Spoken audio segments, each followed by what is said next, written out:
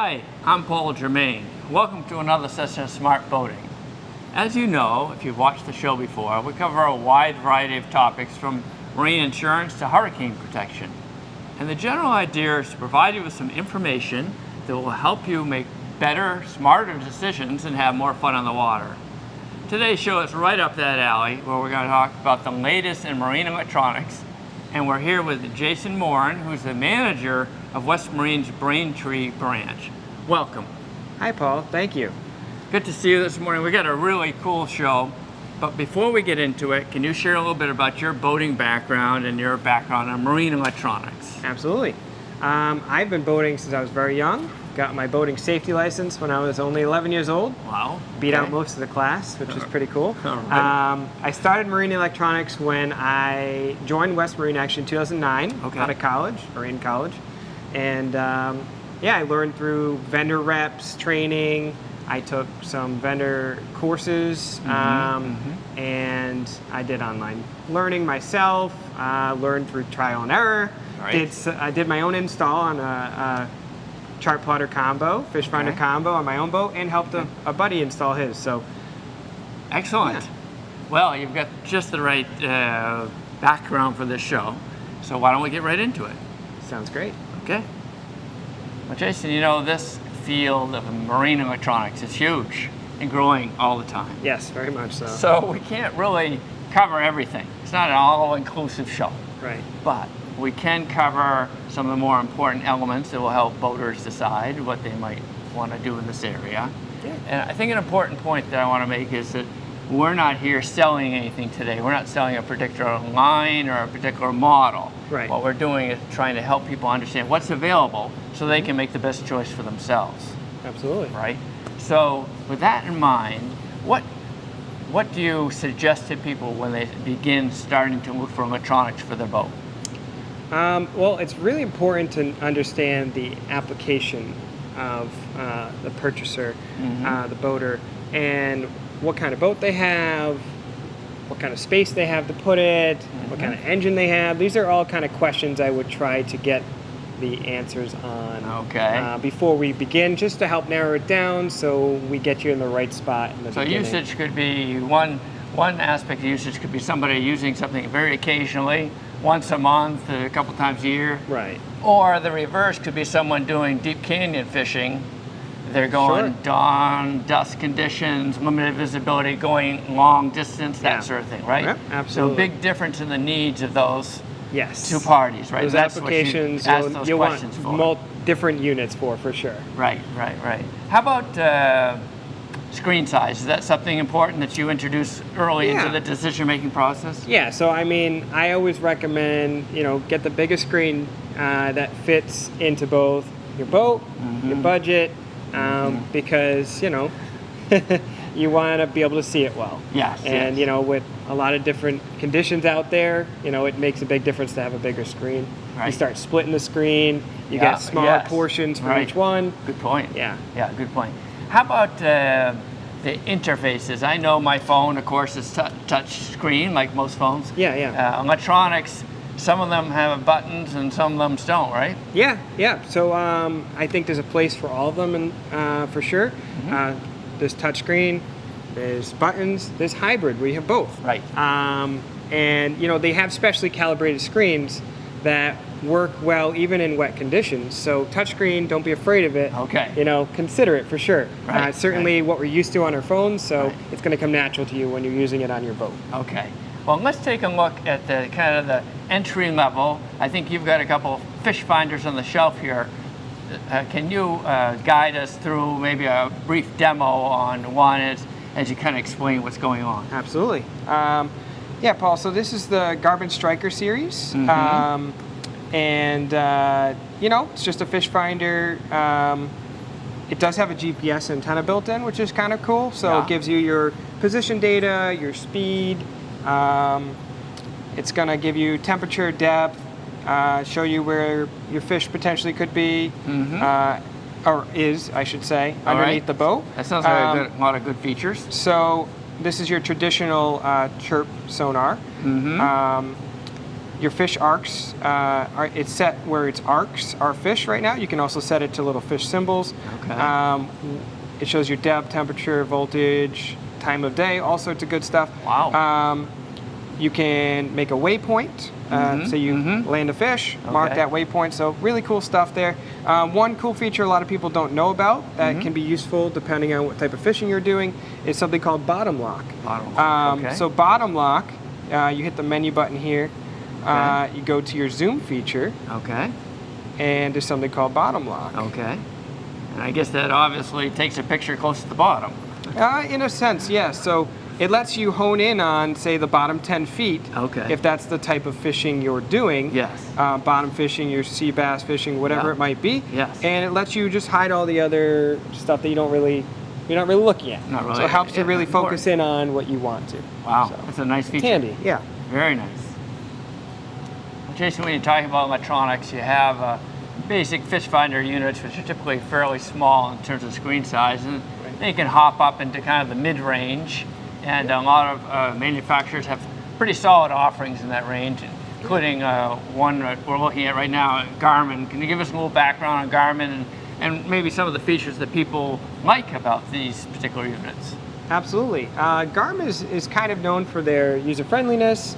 They really do a great job with navigating using their chart plotter. Oh, And these are okay. chart plotter fish finder combos, which is a step up from your fish finder. More capabilities, a little less. There's not much in the networking department, Okay. but that we'll see later Standalone, on. more standalone. More standalone, exactly. And this is the EchoMap series. What's this, about a 9-inch, This 12 is inch? actually a 10-inch screen. 10-inch, okay. It's one of the bigger mid-range ones, Yes. but I figured it would look cooler on a bigger screen. It so. does look cooler. Yeah. This has got little icons across the Yep, it's screen. icon-based, kind of. Wow, that's and cool. So they're most known for their chart plotter. Oh, they are. And you can see they have really nice contours on their charts. Yeah, it's a lot of definition to things. Yeah. And they have Navionics detail in their charts, as Navionics is a part of Garmin. Yeah. And just a couple of little features. If you want to plot a course, they make it really easy. Okay. On some of their mid to higher end units, you can just click on the chart where you want to go, All right. hit navigate, Okay. and then you have options. So you have go to, which will draw a straight line through an island or whatever, just to get you the direction to go. Okay. There's route to, which will let you add your own turns and make your own route. I see. Along the Yeah. way. And then auto Yeah. guidance. Auto guidance is kind of like your car GPS takes you street by street. This takes you, navigates you around land, Oh. keeps you in safe waters That's based a on nice feature. the parameters of the boat, which you set when you first turn So on the unit. you've already told it what draft you have, what Correct. clearance you might have in your antennas, that sort of thing. Yep, that's correct. And so Okay. there's your course taking you around this little island in Beaver Lake here. That's so, a good idea. Right. Pretty cool. Yeah. Another great feature that we talked about earlier is quick draw contours. Okay. And so on your chart, you can go to the menu and there's a quick draw contours. Now you do need a blank micro SD card in the machine to record stuff. Yes. But it will allow you to record your own contours. So see. say Okay. you're in a part that's not well laid, Yeah. it doesn't have a lot of good detail, maybe Yeah. a marina or whatever. Yeah. You can record your own detail, which is really cool. That is very cool. So if things have shifted or Yes. changed, which does happen, Yes, contrary to belief, it will give you the most accurate stuff out there. That's an excellent feature. It is. I like it. That's mostly it. I mean, there's lots of other features that they share in common with other models as well. You can save your own. Like I really like this screen. Hold down number 1, and then when you're on a different screen, such as this, just hit number 1, Oh, and it takes you there. Yeah, you Nice can and easy. kind of toggle back and forth. Yeah, just makes it easy. And that's some of the buttons on this particular touchscreen model. That's beautiful. Very nice. When it comes to marine electronics, Marantz is a very popular name. It's been around a long time. Yes. You guys carry them. I know they're very popular with boaters. Can you share a little bit about that company and maybe some of the features that they're known for. Yeah, Lowrance is actually under mother company Navico. Part of Simrad is part of that, and B&G, which is a sailing Yes. brand for electronics. And they're kind of the inshore freshwater fishing Yes. portion of it. They're That's very kind good of what at their That's their niche history, is. right? Yeah. That's their Their core, right. That's what they're known for. They probably branched out since then into the saltwater as well, but they Right. have those roots in the freshwater. Right. Yeah. Absolutely. And I mean, a lot of people do use them in saltwater. So it's not just exclusive, but that's just what they're known for. Exactly. And what do we got here for? It looks like a 7-inch, maybe something like that. Yeah, this is the Elite FS7 Fish Finder combo, chart plotter combo. Okay. It's kind of a hybrid touch. It has touchscreen and some buttons, I like that. but mostly touchscreen in this case. Okay. These guys, they're kind of known for their reveal feature. The reveal. That's looking for fish, I guess, right? Yeah. So what it does is it combines their downscan structure scan with their Chirp traditional sonar. Chirp, instead of a single frequency pinging down, Yes. it's a range of frequencies that pulses down, and it separates those targets really well. So you can see fish off the bottom. You can see Yes. fish that are in a school separated, as opposed to just one glob on the screen where you have no idea what that is. I think so it high really helps. intensity radar pulse. Was that the? Yes. Yes. Yes. Yep. Okay. Good. Good. Can you demo it for us? Yeah, so this is your down scan with fish reveal. So it shows okay. you your structure on the bottom, Yeah. along the bottom of the screen really well. Yes. And then as you look at the screen, you see these little fish arcs. And it's overlaid right onto one, so you don't need a split screen. You've got depth in the top left corner, as well as water temperature right under it. And it's just a nice snapshot that shows you a really good image of the bottom and Yes. what fish are around. Yes. So Yes. it's really useful for that. Yeah. Are there any other features that you think are interesting on this particular unit? I mean, a lot of it we did cover previously. They can use all different types of charts. They come preloaded with CMAP, but Okay. you know, they can use Navionics. Yep. Yep. There's a lot of other things as well. You'll notice how the user interface looks is going to look very similar on the next units we look at. Okay. Right. And which is very clean, very easy to use, Icon based. really nice for the boater. Yeah, it's fantastic. Now, one other feature I did forget is you can create your own screen. You can do this in about every brand model, but they particularly make it very easy, where you can click and drag what you like, Okay. and then you can orient it however you'd like, in whatever fashion. Wow. It doesn't take very long. And It's very personalized. yeah, exactly. Yeah. Exactly. Beautiful. It makes the experience really friendly to the customer, to the boater, so you can quickly just draw up what you like. Yeah. Beautiful. Very nice.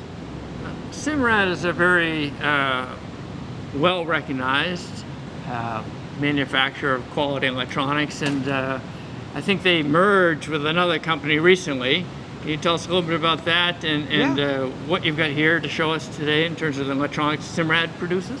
Absolutely. So Lowrance, Simrad, and B&G are all part of Navico, Okay. as I mentioned before, but they've been like that for quite some time. Okay. All right.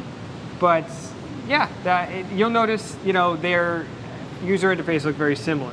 As I mentioned before, icon based, and you'll see at some of the larger displays they are almost identical in a lot of ways. Yes. So it's very easy to go from one to the other without Okay. getting confused, which That's is nice great. to have. Yeah.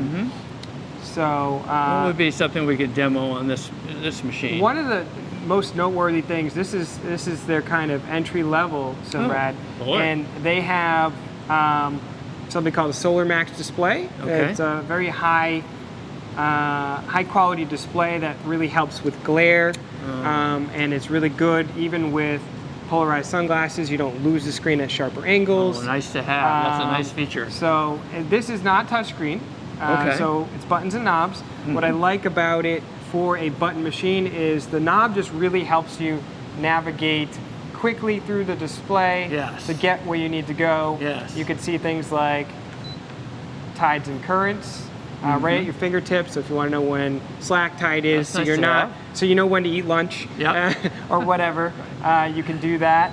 And then there's some other cool screens like navigation, where you get some good data on the screen as well while you're navigating. And these guys come from a commercial background, so Yeah, so very they're known for their no nonsense. power right? boater, cruising, you know, sport fishing a little bit. They're good Yeah. for all of that kind of stuff. Yes. And again, they're entry level, but you get a really high quality screen with it. Yeah, it's a really good price point for the size screen you get. So Yep. it's a Really nice- good nice value, unit. it sounds Yeah, like. good value, Yes. indeed. Yes. P&G is a well-known and very popular marine electronics manufacturer, and they tend to focus on the sailboat arena, right? Yes, they are very much well known for high performance sailboat racing kind of tech, and that's where they really shine. Yeah. Is they really have it fine tuned. Their instrumentation's fantastic, and all that good stuff. So. Yeah, we've got an example here. Can you show us a feature or two? Yep, this is a Zeus 3S 12-inch display. You notice it looks very similar in user interface to both the Simrad and the Lowrance because Yes. again, Yes. under Navico, they have a very similar operating system. And one of their most notable features and most well known for is the sail steer screen. You get a lot of data for your sailing needs to keep you In the know, right? in the know. Basically Yeah, in the know, so you right? can adjust properly and get to your destination efficiently and effectively as a sailor. You get lots of different metrics here. Yes. True wind, apparent. Looks like the center of the screen is the heading. Yes. And then you've got two columns of information here. Lots of data, Depth yeah. at the bottom, probably some wind speed information there, and wind direction. A lot of it has to do with wind, for sure, as you can imagine with sailing. So it really helps you understand, you know, and you can get ley lines on the charts. You kind of have a good idea of how to yeah. effectively sail. They're really great for sailing. Yeah. Ray Marine is a very well-known and popular manufacturer of electronics. Been in the business a long time, known for certain qualities. Yeah. Can you share with us a little bit about what's going on with that company and what's Yeah. going on with the unit we have here So with us today? they kind of have a niche in the market a little bit on certain things. They have a really cool 3D sonar that they're kind of known for. Yeah. Sometimes they call it hypervision. Sometimes they call it real vision. Okay. There we go. Got to press that button. You gotta hit that button. Yeah. All right. There it is. Okay. And you know, you can orient this screen in a number of different ways, and kind of really get a good idea of the bottom structure as well as the fish around in a 3D manner, which is pretty cool. Yeah. How about like pulling in other electronics to these larger multifunction displays? Can you pull in the new radar systems and connect them right to these Yeah, systems? so these are full multifunction displays. They can have radar, they can be networked together with another screen, you can tie in a VHF, you can put cameras in, they can do it all. Right, right. What leads me to our next feature I wanted to show you that's fairly unique to Ray Marine Okay. is you can hook up a FLIR camera. FLIR is actually part of Ray Marine, or Ray Marine is part of FLIR. Okay. Regardless, Right, right. this is showing augmented reality. Yeah. So what it does is it combines a camera, a view, as well as chart detail on in the camera view. So you can almost see like, where AIS targets are on the chart in the camera. So Wow. it's really kind of cool. Okay. It's a little bit trippy when you're looking at it because it's like, wow, I'm seeing, you know, that buoy Yeah. for real, but I'm also seeing the position data for that buoy and all that all on one screen. It's really interesting. Very cool. And what? Who would that appeal to mostly? Would that be more of a long distance cruiser? Yeah, generally, yep. You know, Coast Guard and stuff would love that kind of stuff sure. as well. And Right. I know they tend to be in with them, you know, for this type of thing. Yeah. There's search patterns built in and all sorts of cool stuff that Raymarine offers. Wow. Again, kind of a niche in the market. Yes. Really cool. And their headquarters are in Nashua, New Hampshire, so it's pretty local to us here in Massachusetts. Absolutely. Garmin is known for having a wide variety of screen sizes and functions. We've got a particularly big multi-function display behind us, right? Yes. Yeah, Garmin's known for a lot of things. They're in aviation, they're in Hiking? just hiking, I mean, sports, all sorts of things. So they are known for a lot of things. And yes, this is the largest screen size I believe they offer, a 24-inch. And, you know, it's pretty pretty massive. You got to have a pretty big boat to fit this on there. But we wanted to show a variety, so, you know, gets from as small as like a, you know, 4 or 5 inch up to 24-inch. Yeah. One of their features I wanted to mention first is their radar. This is radar overlay, and this is using that chirp technology that they use in sonar, only on radar. Oh, so chirp all pulse right. compression, it separates targets really well. Yes. It's leaving a trail behind a target. Oh, okay. All right. And it's actually changing colors as it becomes a threat or is going away from you. And it can do that for multiple different targets all at once. So that's what this type of technology can do, which Very is really handy. sophisticated. Yes. Yeah. Yes. You know, just this size screen, you look at split screen in general, right? Right. So look how massive each split screen is. And now you can actually use each individual split really effectively, and it lets you just see everything all at once. You notice there's side scan sonar over here that we haven't really mentioned too much lately Okay. yet. And that just gives you slices of the bottom on either side of the vessel for a certain range. Right. So you get a good wide sweep as you're going. You can view the bottom structure and where you might want to target your fishing, which is really handy. And all the brands offer this. I just wanted to show you on the biggest screen. Yes. It's the kind of pretty cool. Yes. And lastly, they do have some smart modes. Smart mode. What does that mean? It has some predetermined screens that are geared towards fishing or cruising or see. whatever, I just kind of see. ready to go. Yes. And these are full multifunction displays. There's a lot of pieces you have to add to get certain things, but you know, they're capable of doing a ton of different things. Anything you want, really. Yeah, ties into your radar, ties into your sonar, ties into maybe your security system on Autopilot. your boat. Yeah. Autopilot, where it makes, you know, it kind of drives the boat for you in a sense. Right. You can engage that and do all sorts of things here. Yep. Yeah, everything's at your fingertips. Yeah. It's a beautiful thing. Yes. Within the area of marine electronics, VHF radios are particularly important, right? They're basically a lifeline. And historically we've had fixed. The portables are becoming even more popular these days. Absolutely. Any high points in terms of new developments in that area? Well, the biggest thing to think about for VHFs, and a lot of new boat owners don't think about it, is, well, how are you going to contact that boat over there unless you know them personally? You don't know their cell phone number. Well, that's true. So you can call them on VHF. Yeah. They have it Okay. on. All right. So VHF stands for very high frequency. It allows you to call for help if you need help, call for a launch, call into a dock to reserve a dock, things like that.